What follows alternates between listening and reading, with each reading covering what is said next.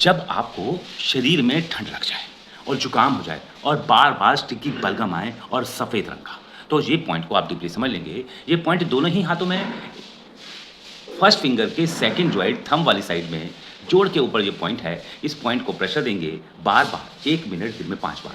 आपको cold bye-bye, stop उसी वक़्त हो जाएगा तुरंत। और कितना भी पुराना हो आप करके देखें, सफ़ेद रंग के कफ को वहीं पे रोक देगा। और क्यों दबाया है, सीखना है तो इस नंबर पे संपर्क करें और जन कल्याण के लिए वीडियो सभी को भेज दें। Thank you so much.